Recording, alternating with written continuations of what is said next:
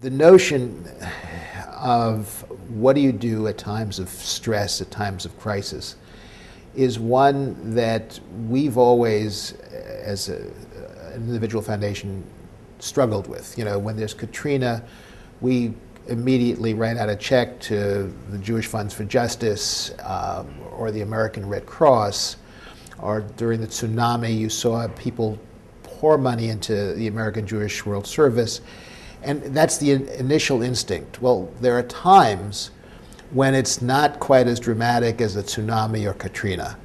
And the three times that we became very much involved, first was right after 9/11, when rather than simply send money to another organization, we said, what uniquely can we do with the Jewish neshama?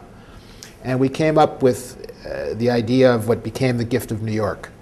And along with a number of other good friends, we put together an organization that made every cultural, sports, entertainment venue in the tri-state area available as a gift for family members who lost somebody during 9/11.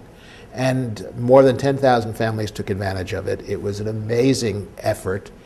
And it was a community organizing effort as much as it was raising money. It didn't cost so much because these organizations were happy to be doing it. They just needed somebody to ask them. During the Intifada, we found ourselves in a similar situation. We looked at 6 of the major Jewish educational programs that serves diaspora adults: Pardes, Woodges, Leave Note, the Muss High School. And they were all in very deep trouble. And we basically put together a 2-part program called the Alliance, where they came together.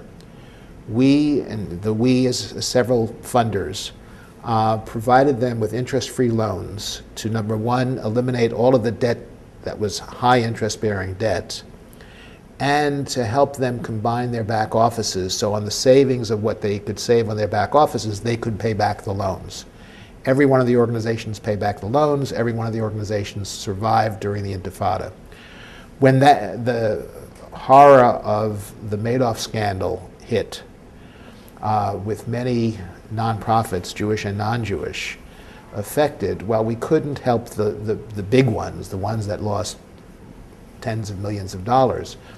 The smaller ones were of great concern, and with the Jewish Funders Network and the FJC, which is a community foundation in New York, we were able to put together an interest-free loan program that will provide loans of $100,000 to $300,000 over 3 years that will enable those organizations to get back on their feet, to recover from the triple whammy of either losing their own money as a result of Madoff, losing the money of many of their foundations that were funding them.